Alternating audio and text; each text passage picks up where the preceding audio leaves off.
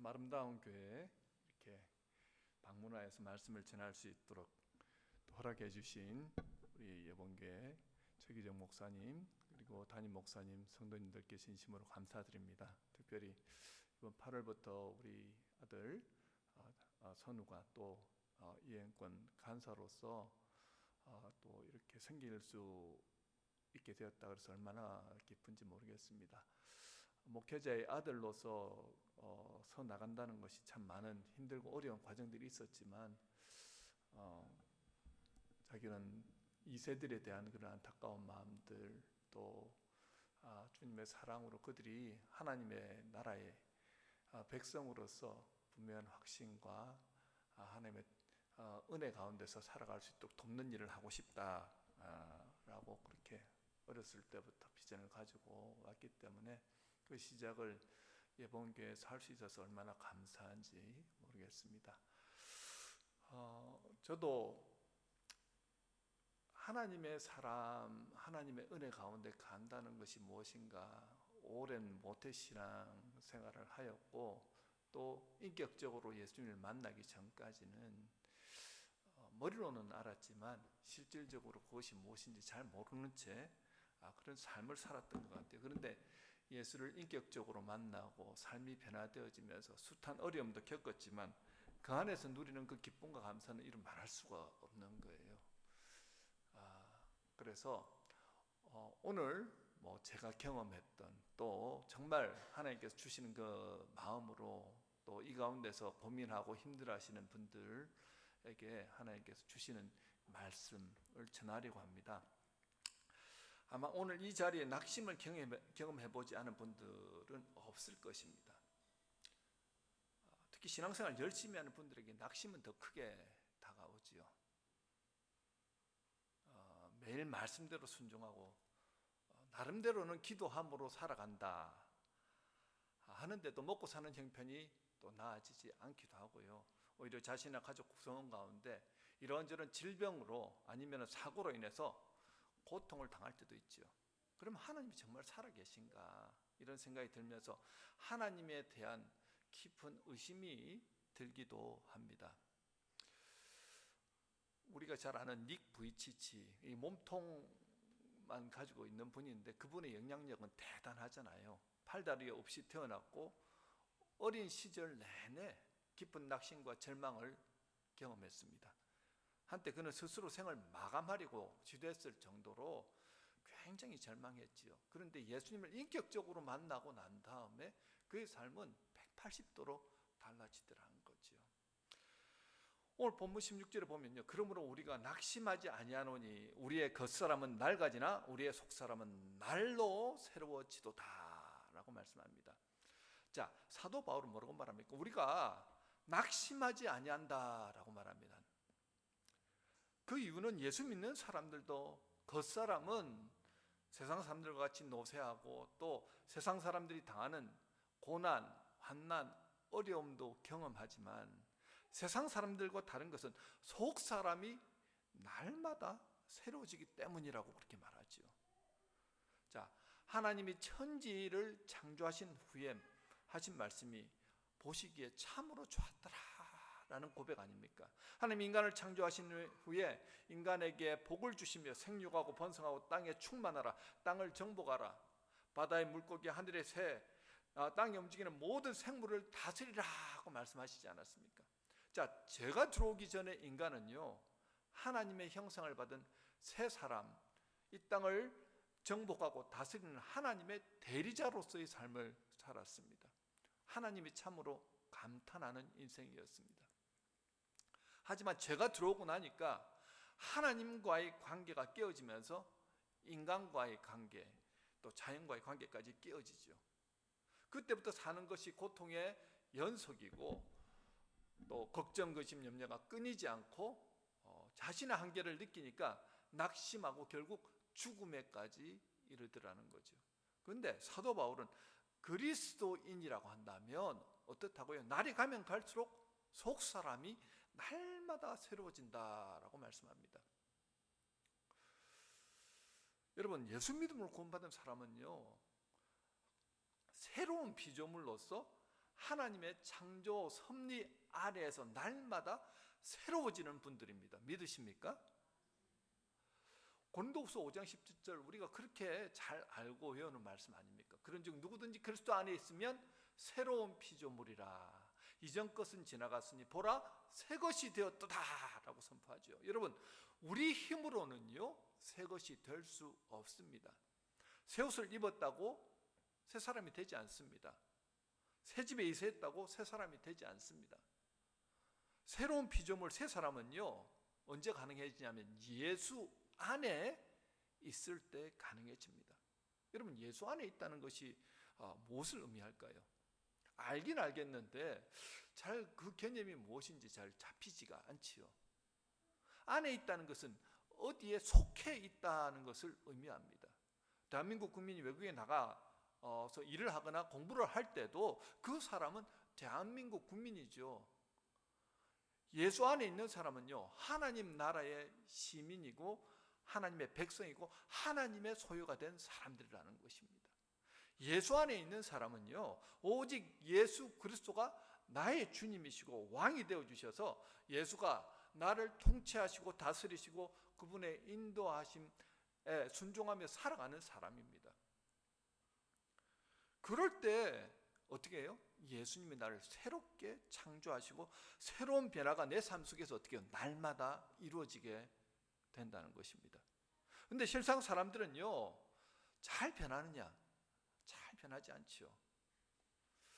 그러면 성품이나 인격이 잘 변하느냐? 제가 많은 목사님들과 대화해 보아도 사람들이 잘 변하지 않는다라고 말합니다.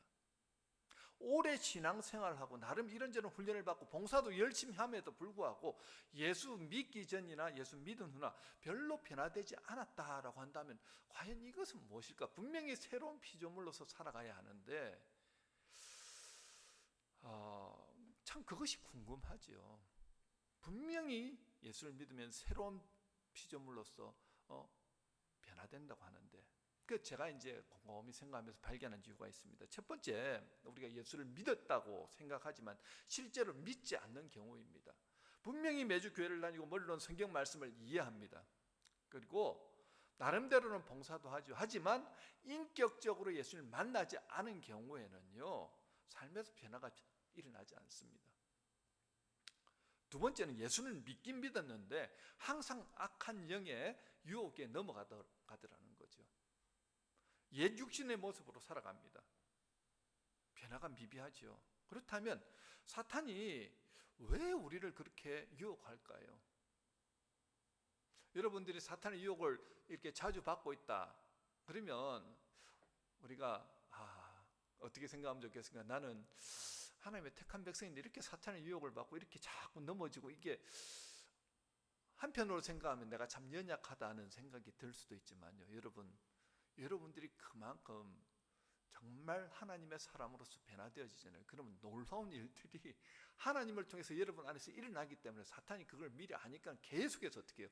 유혹하고 넘어뜨리게 만들더라는 겁니다. 1800년대 후반에 이 땅에 들어왔던 선교사님들 나이가 기껏해야 20대 중반이었습니다. 언더우드 선교사, 아펜젤러 선교사 이런 분들 그 힘든 과정 가운데서 하나님과 자기의 관계가 분명히 정립되었고 하나님의 사랑을 경험하였고 하나님의 그 명령을 따라서 조선 땅에 와서 하나님의 뜻을 전하면서 살아갔을 때 그 예수를 제대로 믿는 한 사람 때문에 어떻게 해요? 조선 땅이 변화되더라는 거죠. 여러분들이 유혹을 많이 경험하고 있고 많이 쓰러지고 넘어진다고 한다면 여러분들 안에 지금 성령께서 역사하시고 계시고 또 그걸 알기 때문에 악한 영은 어떻게 해요? 계속해서 우리를 넘어뜨리려고 유혹한다는 것입니다. 이 유혹은요 계속 현재를 살아가는 우리에게 똑같이 지금도 적용되고 있습니다. 사탄은 언제든 우리를 잘되게 성공하게 해줄 것처럼 유혹하지만 그 끝은 결국은 멸망이라는 거죠. 사탄은 주로 어떻게 유혹할까요? 계속 똑같이 창세 때부터 지금까지 하는 그 유혹 한 가지가 똑같은 게 뭐냐면 네가 중요하다. 네가 주인이고 네가 왕이 되어서 너 하고 싶은 대로 하면서 살아라. 계속해서 우리에게 속삭이고 있습니다. 창세기 3장에서 뱀이 하와를 유혹할 때 그 모습과 똑같지 않습니까? 선악을 알게 하는 나무의 열매를 먹어도 결코 죽지 않을 것이다. 먹는 순간 눈이 밝아져서 하나님처럼 될 것이다 라고 그렇게 말합니다. 거짓이지요. 먹었다면 중독시켜서 멸망의 길로 인도하는 그런 것들이 있지 않습니까? 뭐 술이나 마약이나 게임이나 음란 동영상 등등 우리의 말초신경을 자극합니다. 당장은 만족을 주는 것 같고 쾌락의 끝을 경험하지만 결국은 어떻게 해요? 죽음의 길, 멸망의 길로 가더라는 거죠. 처음에는 어떻게 하냐면요, 괜찮아, 이래도 아무 일 일어나지 않아. 제가 어제 잠을 잤던 곳이 더 그레이트 캐네디언 호텔이라고 여기 어디입니까? 경마장이 있고 그리고 카지노가 있는 그 호텔인데, 그 아들이 이렇게 비행기를 이렇게 몇 번 놓쳤는데 그 비행기 회사에서 거기 잠을 자라고 이렇게 쿠폰을 몇 개를 줬는데 그걸 모아놨다가 저 토론토에 온다니까 그곳에 가서 자라고 하는 거예요. 참 그 호텔이 편하고 좋았습니다. 근데 저 안에 딱 들어오는 곳이 어디입니까? 카지노지요. 카지노를 한번 들어가 보고 싶었습니다. 나는 저 정도 가도 아무런 문제 없어. 한 20불만 쓰고 나오면 되지라는 그 속삭임이 있었습니다. 근데 아내가 딱 그 얘기를 하는 거예요. 그 한 번이 중요하다. 그 안 해도 아무 상관없다.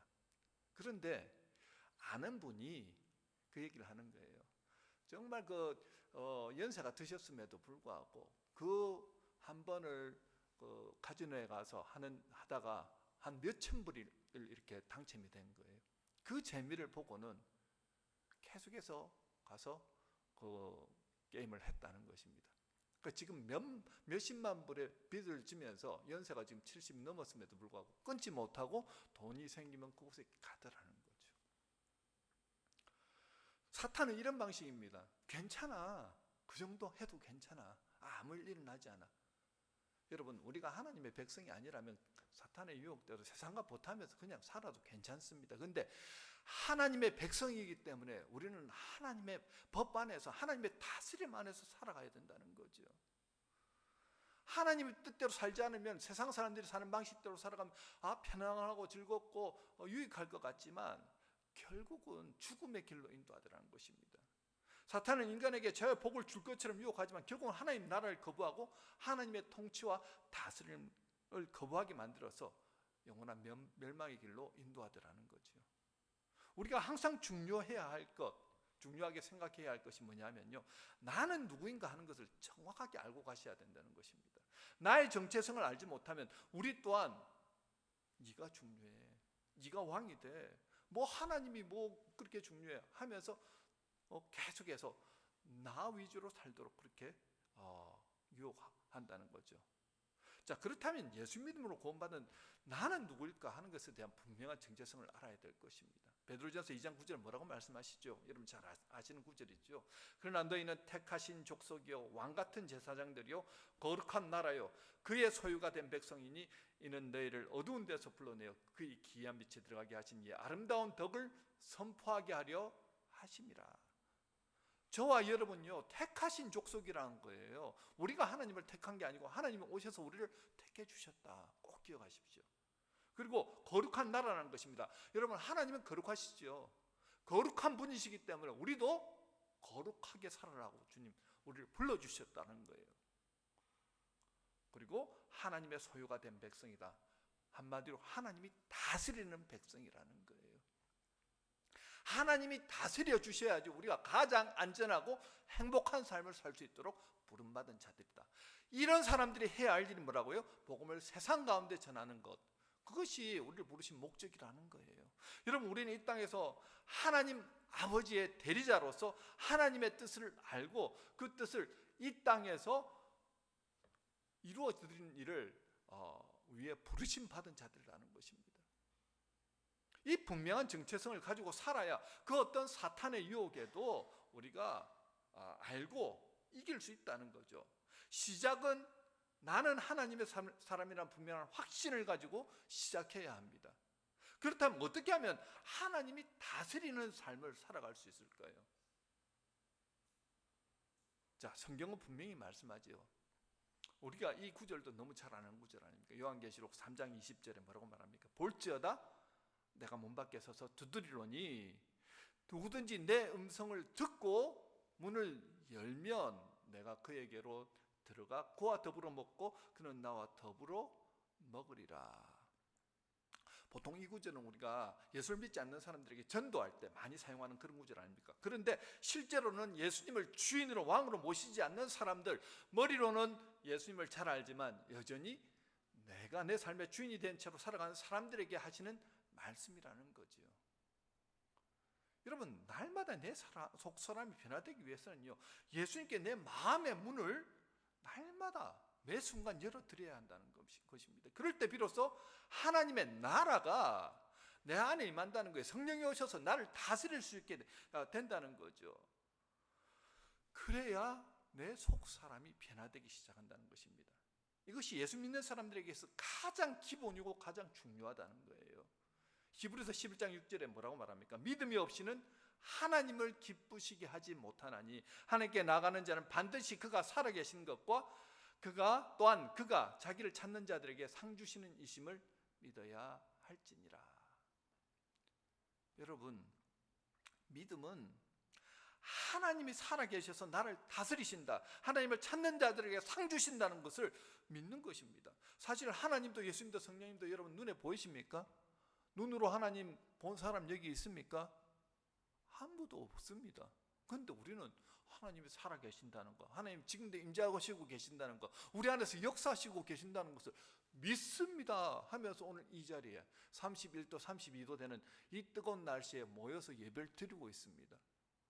왜요? 주의 성령이, 예수를 믿음으로 고백한 사람들, 주는 그리스도시요 살아계신 하나님의 아들입니다 라는 사실을 믿은 사람들에게 어떻게 해요? 성령이 함께 하시고 성령이 우리를 다스리시고 인도하시기 때문에 어떻게 해요? 오늘 이 자리에 나와서 예배 드리는 거 아닙니까? 당연히 믿어지지요. 여러분, 하나님이 왜 태초에 하나님의 형상을 한 인간을 창조하셨을까요? 세상 만물 다 창조하시면서 마지막으로 인간을 창조하셨습니다. 왜 창조하셨을까요? 심심해서 창조하셨을까요? 아니요. 바로 자신의 형상으로 창조한 인간과 무엇 하기 위해서요? 사랑을 나누기 위해서 우리를 창조하셨다는 것입니다. 그래서 가장 예수 믿으면서 행복하게 사는 사람이 어떤 사람인 줄 아세요? 살아계신 하나님과 사랑을 나누는 사람이 가장 행복한 사람입니다. 실질적으로 그 사람들은요, 힘을 받고 능력을 받고 하나님의 은혜 가운데서 이 세상을 어떻게 해요? 정말 하나님의 말씀 안에서 다스리고 정복하면서 살아갑니다. 무엇이 이루어지기 때문에요? 하나님과의 인격적인 관계, 하나님과의 사랑이 날마다 이루어지기 때문에 그 힘으로 살아가는 거예요. 여러분, 사랑은 절대 혼자 할 수 없지요. 하나님의 사랑을 나누기 위해서 인간을 창조하셨다는 것입니다. 자, 죄로 인해서 하나님과 인간의 관계가 깨어졌을 때 누가 먼저 인간을 찾아오셨냐면요, 하나님이 먼저 인간을 찾아오셨습니다. 하나님 아버지는 저와 여러분을 구원하시기 위해서 사랑하는 아들 예수님을 이 땅에 보내주셔서 내 대신 죄짐을 지시게 하심으로 십자가에 죽게 하셨죠. 그러면서 죄와 사망의 권세에서 나를 구해내셨습니다. 아들 예수님이 죽어야 내가 살아나기에 기꺼이 십자가를 지시게 하시면서까지 나를 구원해내셨다는 거죠. 진정한 사랑은 자신의 목숨까지도 내어주는 사랑 아닙니까? 예수님이 저와 여러분을 살리기 위해서 기꺼이 자신의 목숨을 내어주셨습니다. 여러분, 이 사실이 믿어지는 거예요. 그래서 여러분들이 어떻게 해요? 예수님을 믿음으로 구원받게 되고 그 사랑으로 살아가는 것입니다. 날마다 그 주님과 함께 그 사랑을 누리면서 깊은 영적인 교제를 매일매일 누리는 사람은요, 하나님의 은혜와 능력 가운데서 이 세상을 능히 창조하고 다스리면서 살아간다는 거예요. 내 힘으로 살아가는 것이 아닙니다. 내가 주님 안에서 주님 앞에 주님의 왕되심을 고백하고 그렇게 겸손하게 순종하며 살아가다 보니까 어떻게 됩니까?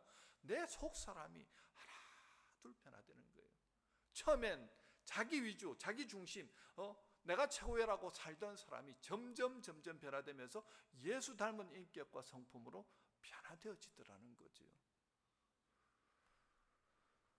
이 사실을 머리로만 아는 사람들, 그리고 이 사실을 믿지 못하는 사람들에게는 능력이 일어나지 않더라는 것입니다.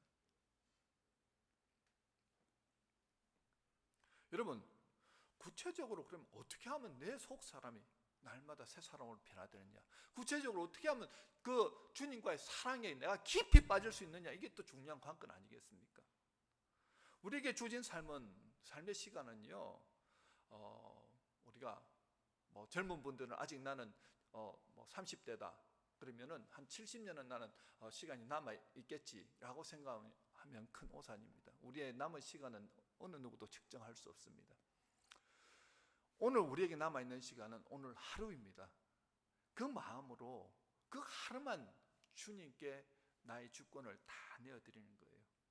매분 매초 주님 말씀대로 순종하면서 잠자리에 들 때까지 어떻게 주님과 함께 동행하는 삶을 살아가는 거예요.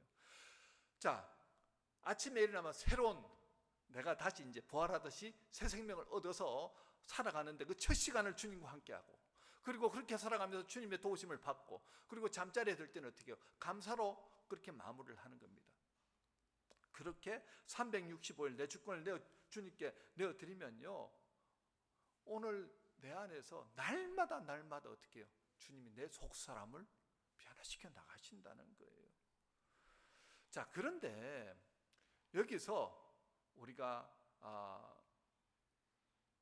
첫 시간을 새 생명을 받고 삶을 살아갈 때 가장 중요한 게 그저 나는 이제 새 사람이야 하고 인식하고 살아가는 것 플러스 무엇이 중요하냐?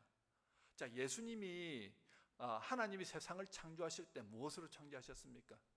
뭐 어떤 도구를 가지고 창조하신 게 아니잖아요. 하나님의 말씀이 육신이 되어 이 땅에 오셔서 우리를 구원하신 놀라운 역사를 이루셨잖아요. 그분이 예수 그리스도시죠. 말씀을 통해서 사람을 변화시키시고 말씀을 통해서 역사하시더라는 것입니다. 하나님은요, 다른 것으로 우리와 교제하시는 게 아니라 하나님의 말씀을 통해서 우리와 교제하시거든요. 변화시켜 나가시는 거거든요. 그래서 시편 1장 1절에서 3절의 말씀, 여러분들이 다 암송하는 말씀이죠. 복 있는 사람은 악인의 꾀를 따르지 아니하며 죄인의 길에 서지 아니하며 오만한 자의 자리에 앉지 아니하고 오직 여호와의 율법을 즐거워하여 그 율법을 주야로 묵상하는도다 라고 말하지 않습니까? 이렇게 매일 살아가는 사람들에게 어떤 역사가 일어나냐? 시냇가에 심은 나무가 철을 따라 열매를 맺으며 잎사귀가 마르지 않고 하는 모든 일이 형통할 것이다 라고 그렇게 약속하시죠. 한마디로 그저 예수 믿으면서 전전긍긍하면서 아이고 힘없이 능력 없이 사는 삶이 아니라 경건의 모양만 있는 게 아니고 경건의 능력이 매일매일 흘러나온 삶으로 변화된다는 것입니다. 자, 우리는 매일 아침에 거울 앞에 서잖아요. 거울은 우리의 외모를 비추어주지 않습니까? 얼굴에 묻은 것이 있으면 닦고 머리가 흩어졌으면 빗습니다. 그런데 말씀은 우리의 내면을 비추는 거울입니다. 하나님은 말씀을 통해서 우리에게 말씀하신다는 거예요. 오늘도 나의 연약함이 무엇인지, 하나님보다 더 사랑한 것은 없는지 매일 말씀에 자신을 비추어 보면서 잘못된 부분이 있으면 회개함을 통해서 고쳐나갑니다. 그럴 때 그 말씀이 나의 인격과 성품을 깎아나가고 그 말씀이 나를 살리는 말씀이 되어서 결국 어떻게 된다고요? 말씀대로 따라갔더니 나를 형통하게 하는, 잘되게 하는 말씀이 되더라는 거죠. 그러면 시편 1편 2절에 말씀드렸듯이 여호와의 율법을 주야로 묵상하는도다 할 때, 여러분 묵상이란 단어가 히브리어로 그 단어가 하가라는 단어입니다. 하가, 읊조리다, 깊이 생각하다라는 의미입니다. 하가. 오늘 이 단어는 꼭 여러분들이 생각하고 가셔야 됩니다. 하가. 근데 단순히 조용히 읊조리다, 반복하다, 깊이 생각하다는 그런 의미가 아니라요, 더 깊은 의미가 있어요. 그게 뭐냐면 젊은 사자가 먹이를 움켜쥐고 오르르릉 오르르릉 하는 그런 상태라는 거예요. 아프리카 대초원에서 사자 한 마리가 먹이 한 마리를 탁 잡았습니다. 먹이를 사냥해서 입에 물고는 있는데 그 주변에는 하이에나 떼와 그리고 위에서는 독수리가 기다리고 있는 거예요. 먹이를 놓치기만 하면 우리가 뺏어 먹으리라 하면서 이렇게 대기하고 있는 상황이 그려지십니까? 그때 사자의 그 안에서 나오는 소리 으르르 하면서 절대 어떻게 해요? 이 먹이를 놓치지 않겠다. 그 상태가 바로 하가 묵상이라는 거예요. 여러분, 태초에 말씀이 계시니라. 그 말씀이 역사하실 때 천지가 창조되었습니다. 마찬가지로 말씀이 내 안에서 역사하실 때요, 비로소 창조의 역사가 일어난다는 거예요. 여러분, 하나님의 말씀이 내 안에서 살아 움직이려면요, 말씀 앞에 매일 내 자신을 비춰보아야 합니다. 마치 사자가 먹이를 물고 으르렁거리듯이 절대 이 말씀 놓치지 않겠다. 이 말씀은 나의 생명의 양식이라는 그 마음으로 여러분 그 시간을 찾아가야 합니다. 광야 시절에 어떻게 해요? 이스라엘 백성들이 먹을 것이 아무것도 없는 그 상황 가운데서 주님이 하늘에서 만나를 내려주실 때 그 만나를 먹어야 살아나잖아요. 그 만나를 찾기 위해서 그들은 아침 일찍부터 나가지고 만나를 채집하는 그 심정으로, 내가 이걸 먹어야 산다는 심정으로 아침에 그 시간에 어떻게 해요? 주님 앞에 나가는 거예요. 하나님의 말씀을 붙드는 겁니다. 이 말씀을 먹어야 내가 살아난다. 그 말씀으로, 그 마음으로 깊이 묵상하는 거예요. 여러분, 믿음의 사람들이 살아나기 위해서는요, 이 말씀을 어떻게 해요? 먹어야 살아난다는 것입니다. 많은 분들이 성경을 읽다가 큐티를 하다가 또 필사하다가 중간에 포기하는 경우들이 많잖아요. 이거 해봐도 뭐 별 효과가 별로 없네? 아니면 형식적으로나 의무적으로 그냥 끝나는 경우들이 있지 않습니까? 왜 그런 줄 아십니까?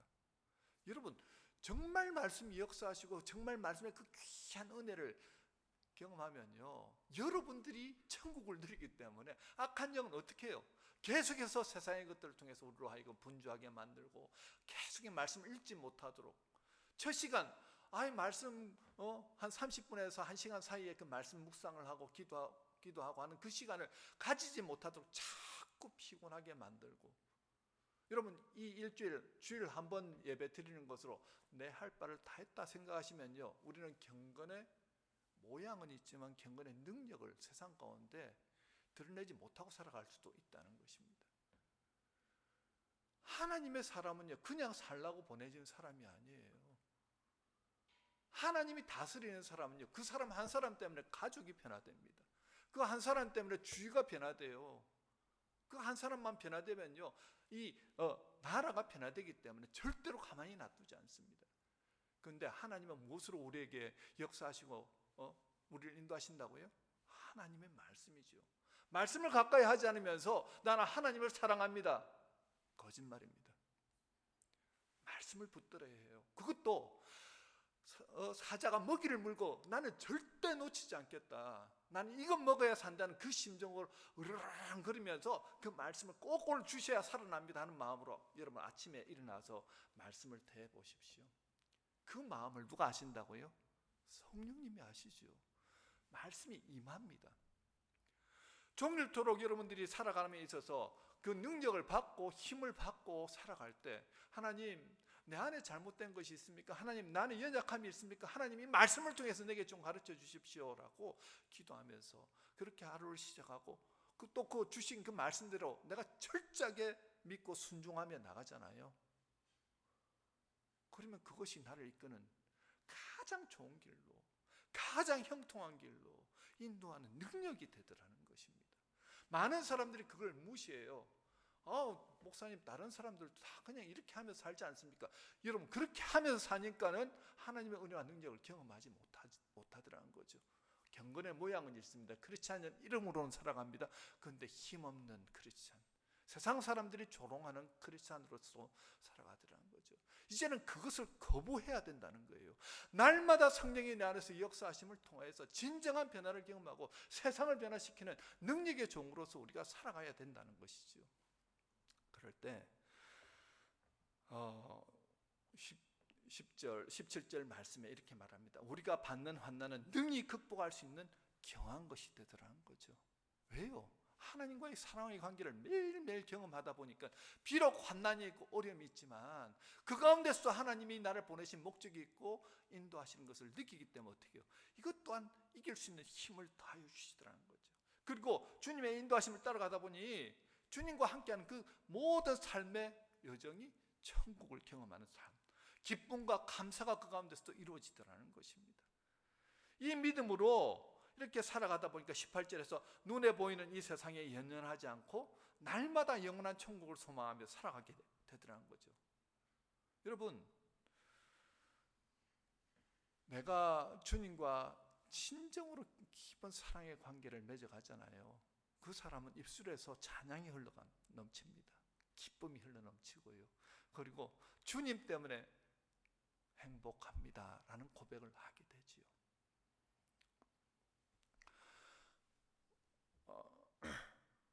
제가 그 기적은 당신 안에 있습니다 라는 책을 읽었습니다. 여러분들 중에서도 아마 그 책을 읽으신 분이 계실지 모르겠습니다.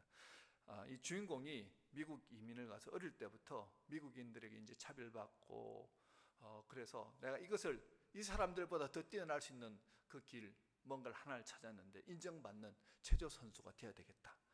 그래서 올림픽에 나가서 금메달을 따면 모든 사람들이 인정하는 사람이 되겠지 하고 그는 어릴 때부터 체조를 배웠습니다.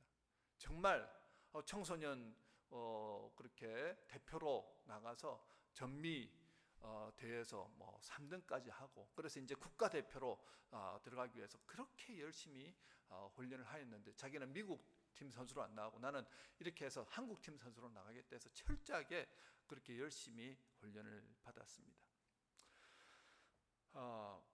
그러다가 지금 이 기술 하나만 탁 자기가 성공하면은 금메달 딸 수 있겠다 해서 정말 난이도 높은 그런 기술을 하는 건데, 마루 운동을 하다가 위에서 공중제비를 몇 바퀴 돌다가 탁 떨어지고, 착지 않은 그 훈련을 하다가 잘못 떨어져서 목으로 떨어진 거예요. 머리로 떨어져 가지고 척추가 완전히 꺾여서 결국은 척추가 부러진 거예요.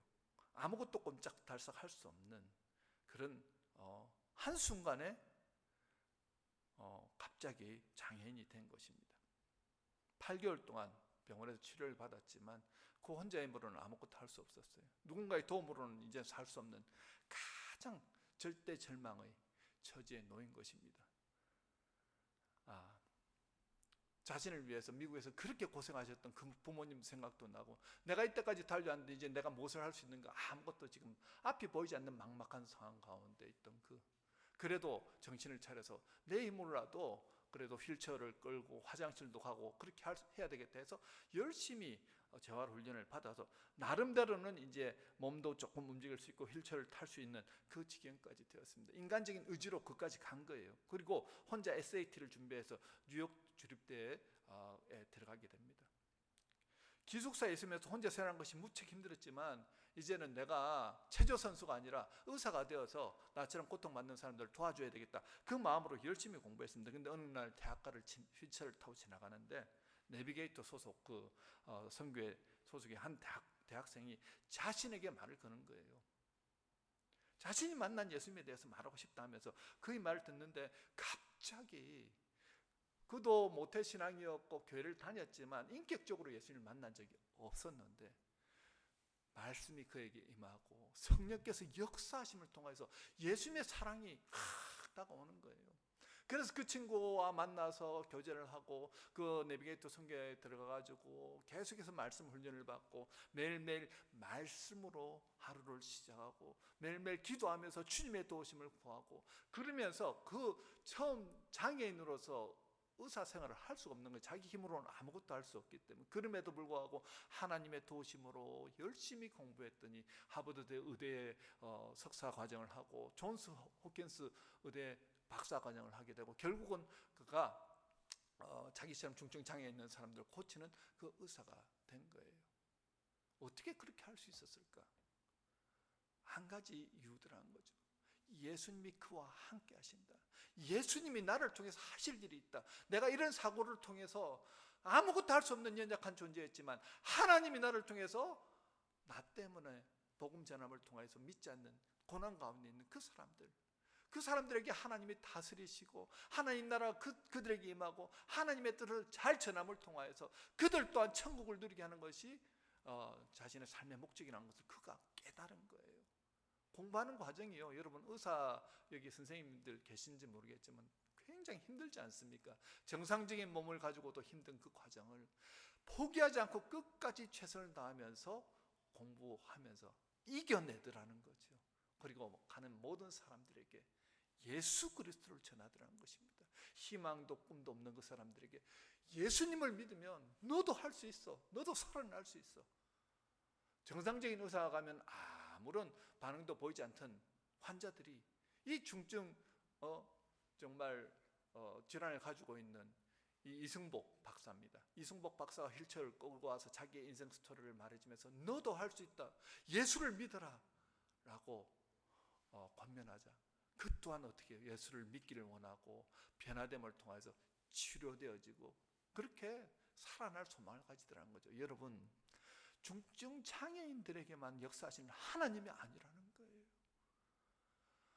말씀이신 하나님이 내 안에서 날마다 내 안에서 역사하신다는 거예요. 오늘 이 가운데 오신 분들 중에도 나는 지금 너무 힘들어요. 고통스러워요. 내가 무엇을 해야 될지 나는 잘 모르겠습니다. 여러분, 하나님은 살아계세요. 하나님은 말씀으로 오늘도 인도하시고요.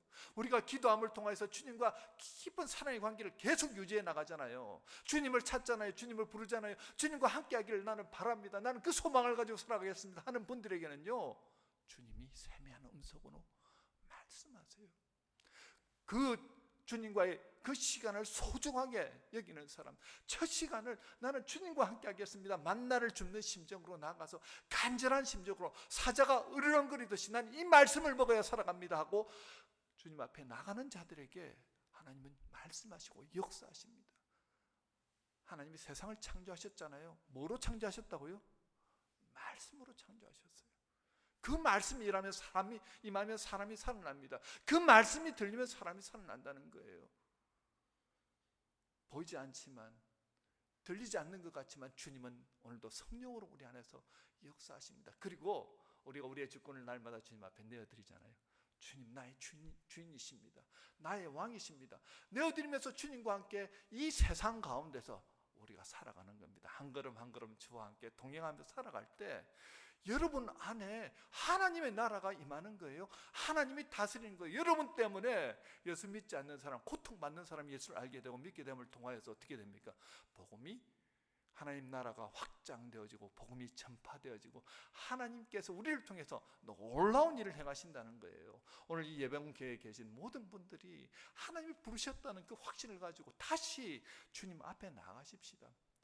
하갈을 꼭 기억하십시오. 으르렁거리는 심정으로 나 다시 주님 앞에 나가겠습니다. 다시 주님 붙들겠습니다. 세상의 방법 의지하지 않겠습니다. 믿음으로 서 나가겠습니다. 결단하시면요, 성령께서 도와주십니다.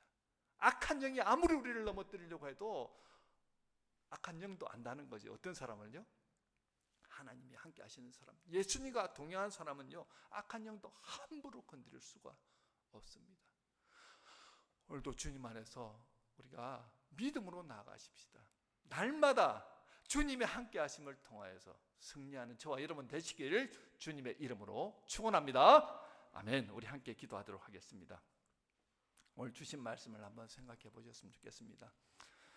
경건의 능력보다는 경건의 모양만 가지고 신앙생활하는 나의 모습은 없는지를 한번 먼저 생각해 보십시오. 예수를 안다고 머리로만 알고 있고 전혀 내 안에서 어떤 능력도 은혜도 경험하지 못하는 그러한 연약한 모습으로 살아가고 있지는 않는지, 오늘 내 자신 주신 말씀 가운데서 무엇을 결단하고 어떻게 살아가야 될지 오늘 주님 앞에 물어보시고요, 우리 결단한 시간을 가지셨으면 좋겠습니다. 듣는 것으로 끝나면 아무런 능력도 임하지 않습니다. 결단하셔야 합니다. 이때까지는 내가 말씀을 그저 들리면 들리고 말면 만다고 생각하신 분들이 있다면 오늘 이 시간 기도하십시오. 하나님, 내 첫 시간에 하나님의 말씀을 먹어야 살아나겠습니다. 하나님 도와주십시오. 기도하면서 나는 이 하루를 그렇게 살아가고 주님의 말씀대로 순종하겠습니다. 결단하면서 우리 기도하도록 하겠습니다. 기도하겠습니다. 하나님 아버지, 감사합니다. 오늘 말씀을 통해서 우리에게 꼭 필요한 말씀을 깨닫게 하시니 감사드립니다. 하나님, 이 세상에 얼마나 힘든 일이 많은지요, 얼마나 유혹이 많은지요. 하나님의 자녀로 거룩한 족속으로 하나님의 택한 백성으로 왕같은 제사장으로 부름받았지만 전혀 새 사람으로 하나님의 능력과 복을 세상에 실현하지 못하고 살았던 모습은 아니었던지 다시 생각해 봅니다. 이제 날마다 주님을 내 마음의 문을 열고 주인으로 왕으로 모시기 원합니다. 하나님, 이 자리에 고통 가운데 무엇을 어떻게 할지 알지 못한 분이 있다면 다시 주님을 내 삶의 주인으로 모시고 주님과 친밀한 교제를 통해서 말씀을 물어보고 말씀을 통해서 다시 순종하며 살아갈 수 있도록 주님 인도하여 주시옵소서. 믿음으로 순종한 자에게 천국의 복이 임한 줄 믿습니다. 죽었던 영혼이 살아나고 낙심 가운데 있던 자들이 회복되고 예수의 능력과 은혜 가운데 기쁨과 감사함으로 찬송이 넘쳐날 줄 믿습니다. 이 한 주간도 낙심하지 않고 내 안에서 예수 닮은 인격과 성품으로 빚어가 주시옵소서. 우리를 통해 하나님의 나라와 뜻이 이 땅 가운데 임하는 놀라운 역사를 이루게 하여 주시옵소서. 하나님, 주님은 살아계십니다. 주께서 인도하여 주시옵소서. 감사합니다. 예수님 이름으로 기도드립니다. 아멘.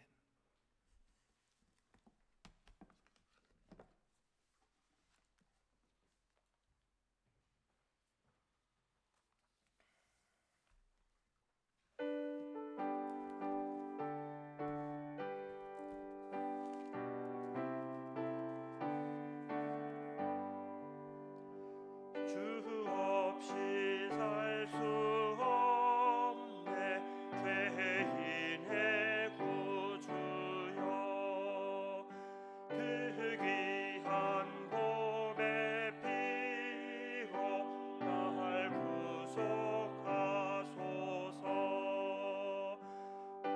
구주의 사랑으로 불리신 보혈이 내 소망 나의 위로 내 영광 됩니다. 주 없이 살 수 없네 나 혼자 못 서리 힘없고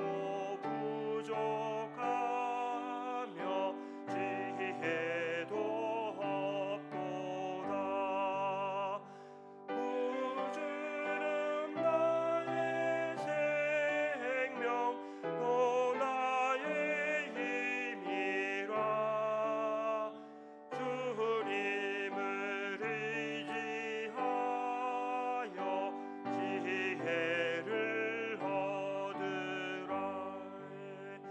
주 없이 살 수 없네 내 주는 아신다. 내 영의 기쁨 간구 소송을 주밖에 나의 마음 네 알아주리요. 내 맘에 위로하사 영혼케 하시네.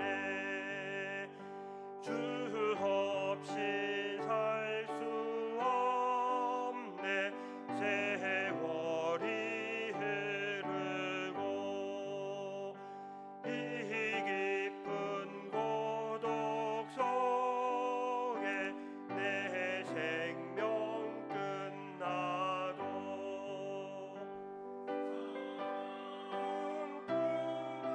꿈꾸일 때 날 지켜주시니 내 곁에 계신 주님 늘 힘이 됩니다.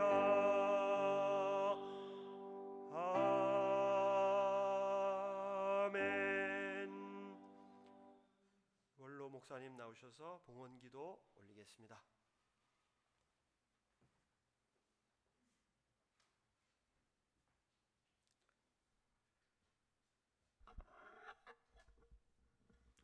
하나님 감사합니다.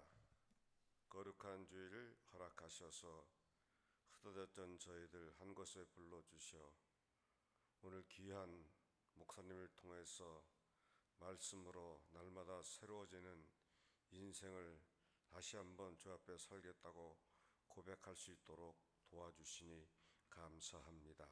이 축복 누리면서 말씀을 붙잡고 이 말씀이 우리에게 말씀하신 것이 무엇인지 깨달으며 깨달은 대로 날마다 그 삶을 살아 누가 봐도 우리의 삶이 새롭고 아름답고 정말 그리스도의 향기를 나타내는 삶이 될 수 있도록 축복해 주시옵소서. 오늘 이 귀한 물질을 들고 성도들 나왔습니다. 물질이 많아서 넘쳐서 드리는 것이 아니라 우리가 갖고 있는 것도 풍족하지 못하지만 넉넉하지 못하지만 그럼에도 불구하고 우리를 지켜주시고 인도하신 그 하나님의 은혜에 감사하는 마음 가지고 드리고 있사오니 하나님 이 드리는 마음의 물질 속에 귀하신 것으로 넉넉하게 풍족하게 채워주시고 이 삶을 살아가면서 어려움 당하지 않도록 하나님께서 고난 중에서도 승리할 수 있는 저희 모두가 되도록 축복하시고 이 물질이 씌워지는 곳에 하나님의 나라가 귀하게 임하게 도와주시옵소서. 감사하며 예수 이름으로 기도합니다. 아멘.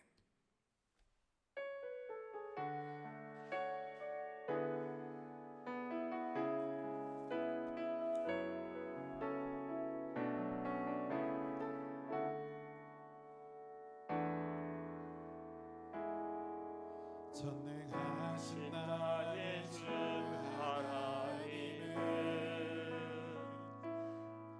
능치 못하실 일 전혀 없네. 우리의 모든 간구도 우리의 모든 생각도 우리의 모든 꿈과 모든 소망도 신실하신 나의 주 하나님은 우리의 모든 괴로움 바꿀 수 없네. 불가능한 일 행하시고 죽은 자를 일으키시니 그를 이길 자 아무도 없네. 주의 말씀 의지하여 깊은 곳에 꿈을 던져 오늘 그가 놀라운 일을 이루시는 거라. 주의 말씀 의지하여 믿음으로 금을 던져 믿는 자에게 능치 못함 없네. 믿음하여 깊은 곳에 금을 던져 오늘 그가 놀라운 일을 이루시는 것 보라. 주의 말씀 의지하여 믿음으로 금을 던져 믿는 자에게 능치 못함 없네.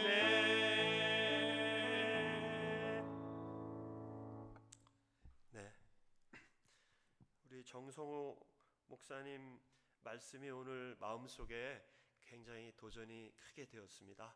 오늘 귀한 말씀 전해주신 것 감사드리고요. 이제 목사님 나오셔서 축도하심으로 오늘 예배를 마치겠습니다.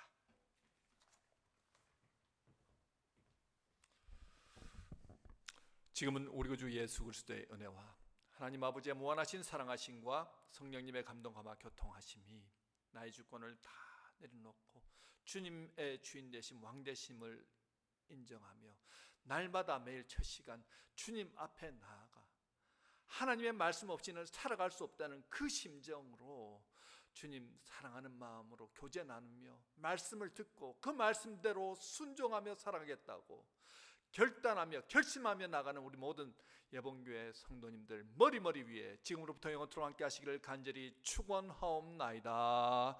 아멘.